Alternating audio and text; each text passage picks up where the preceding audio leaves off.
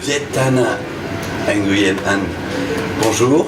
Bonjour. Un grand merci d'avoir accepté l'invitation de Fringale Culturelle. C'est un grand plaisir de vous rencontrer. Vous êtes de passage à Paris. Alors on est très content parce que votre livre arrive à la rentrée littéraire chez nous, le Sympathisant, en librairie dès le 17 août.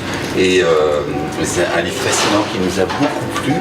La première question, c'est de savoir comment est née l'idée d'écrire un premier roman aussi dense, parce que c'était un défi très audacieux.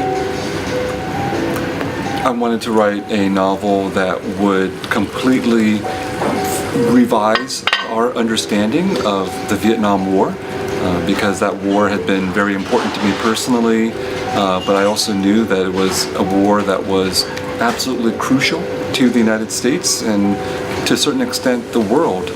And I needed to write a big, ambitious novel to try to challenge all of the American prejudices about this war, which had been spread all over the world because of the power of American popular culture.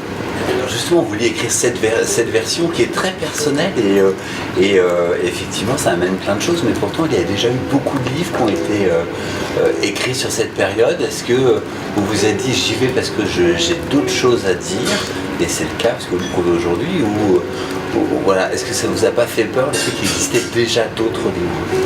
I had actually read most of the major works about the Vietnam War by Americans and also by some Vietnamese and French writers too, and I admire the artistry in many of them.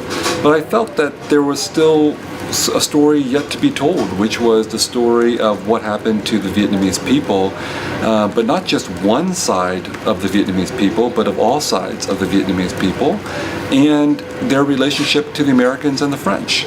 And this was the space for this ambitious novel that I wanted to write, and a novel that would try to contest these previous literatures and insert itself into that literary history.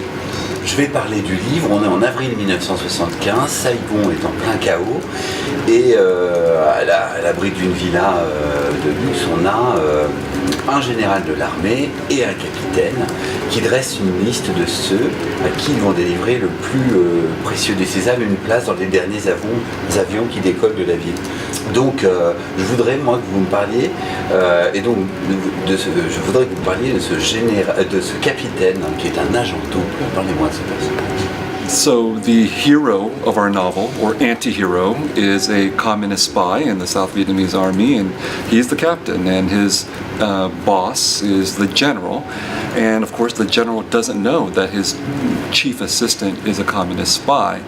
And the mission for this captain is to spy on the efforts of the general to take Vietnam back. So I wanted to write a novel that was a spy novel that would be entertaining, but that would also bring up all of the politics, the complicated politics and histories of the Vietnamese and the Americans, and to point to a true story, that there really were South Vietnamese soldiers after the end of the Vietnam War in the United States who wanted to take their country back. And I thought, that's a great story, that's an exciting story, let's tell that story. Comment justement est née l'idée de ce personnage? Parce qu'effectivement vous avez un sujet énorme à traiter, mais la force du bouquin c'est que vous prenez les lecteurs et c'est à travers ce personnage qu'on est guidé tout le long.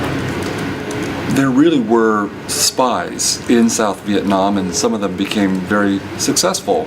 And in particular, one spy, Pham Xuan An, actually went to the United States in the 1950s to study at an American college and came back to Vietnam and was so good at his work that he was promoted to Major General.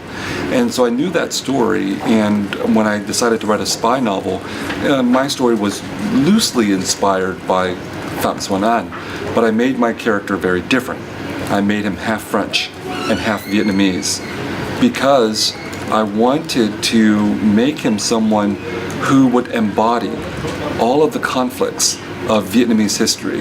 You know, he would be someone who was a communist but loved capitalist culture. He would be someone who's Vietnamese but understood the Americans. And he would be someone who was both French and Vietnamese, which meant that all that history of French colonial heritage was inside of him. And he would always, because of that, be between two sides, between the East and the West. And I thought that would be a source of great drama and insight into this very long and complicated history between East and West.